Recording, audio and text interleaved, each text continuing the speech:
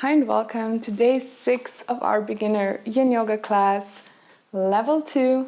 This is incredible. We are already on day 6, which is our final day on the mat. Although tomorrow I have something special prepared for you so that our rest day is also beneficial in a learning new things kind of way. To begin with, we will revisit the deep squat.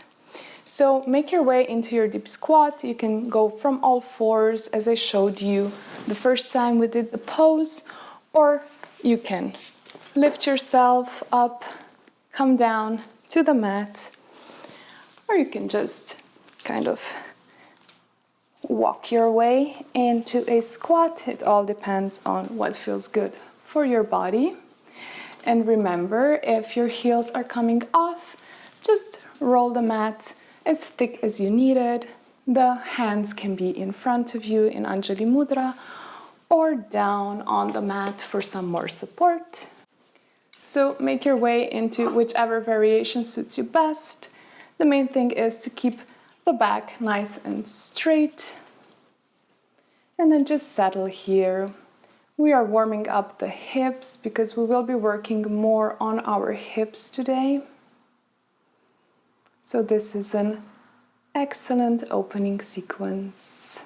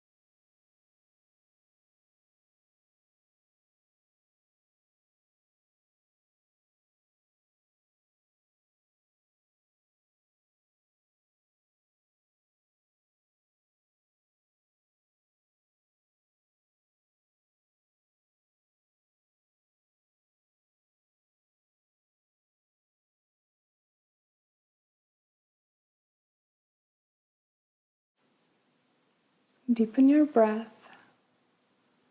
If your hands weren't on the mat, place them on the mat now. Bring your weight a little bit forward and slowly lift yourself up. Bring the feet in and then come down onto your knees into a kneeling position. Take a moment here.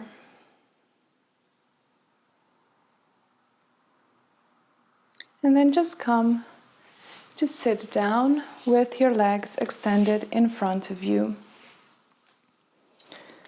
The next pose that we're going to do and learn is called a seated swan.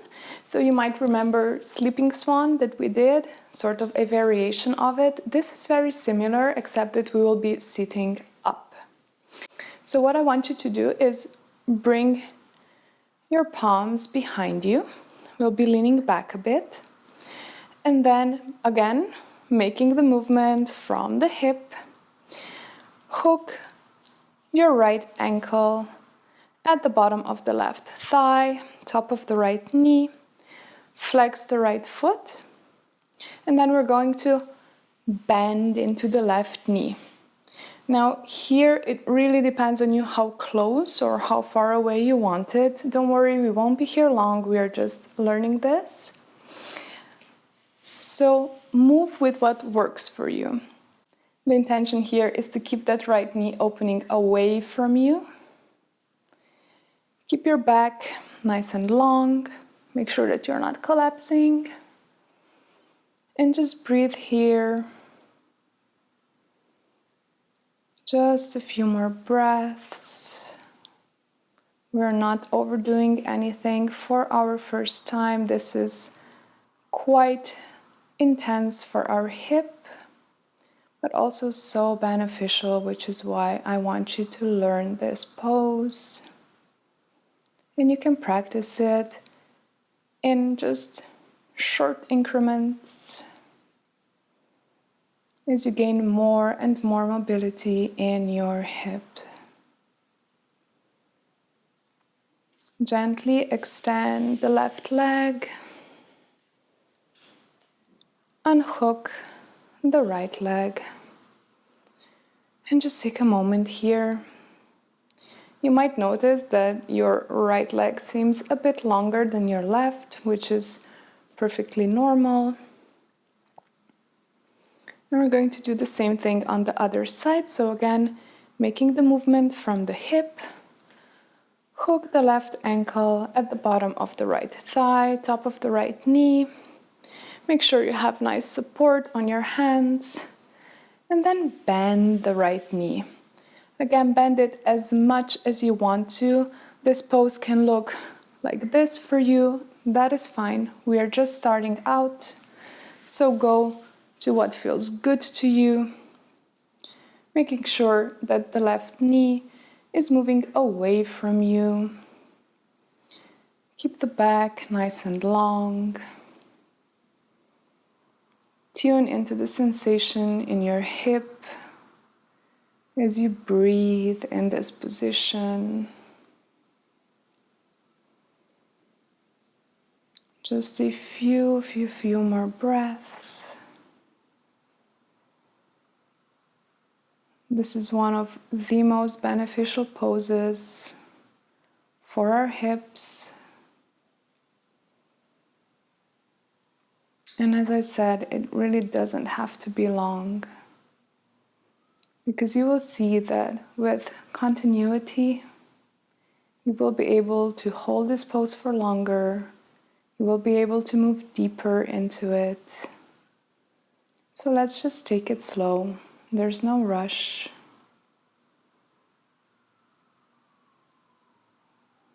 Gently extend the right leg. Unhook the left leg. You can flex your feet a bit. Get a stretch through the back line of your feet. Of your legs. And make your way onto your back. Nice and easy. We are doing one more new pose today, and that is Happy Baby, although I will be offering a variation if Happy Baby perhaps does not feel good to you. What I want you to do is bring your legs in and then lift your feet up into the air and hook your fingers around your big toes. Your elbows come to the insides of your knees. The legs can be as wide as you want them to be. You can rock a bit side to side, that tends to feel nice. And then settle into this pose. Now, if this is uncomfortable for you, you can always just do a reclined child's pose. This is a great alternative to end this practice with. However, I do encourage you to try Happy Baby. It's a very releasing pose, very nice to do. And we won't be here for long. Again, this is our first time, we are just learning. So experiment with what feels good to you. Legs closer in, legs super wide out. And see how that feels in your body. You might again be feeling some sensation in your hip flexors, because we are creating a lot of compression here.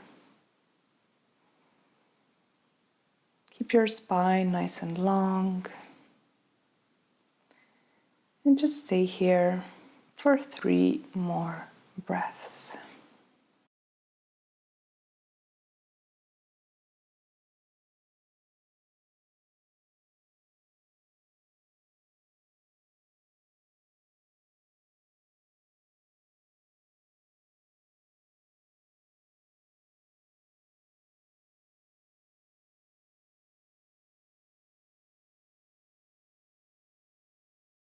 You can rock side to side a bit more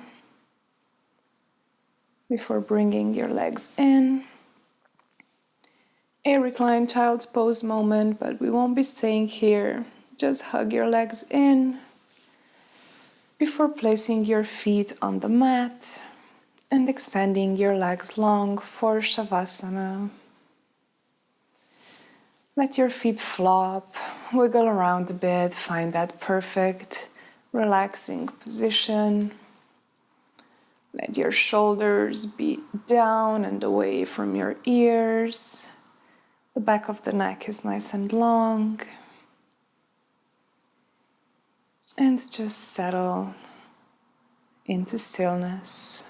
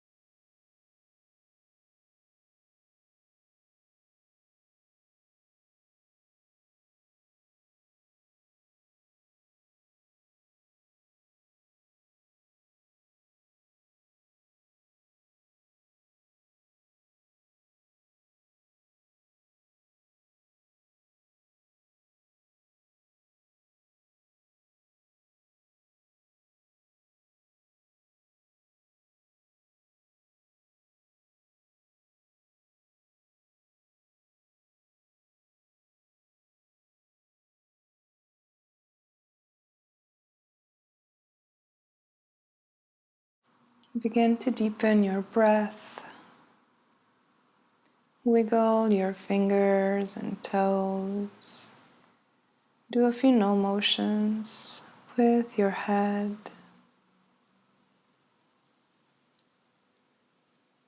You can take a nice deep stretch if that feels good to you. And then just gently roll onto your side. Take a breath here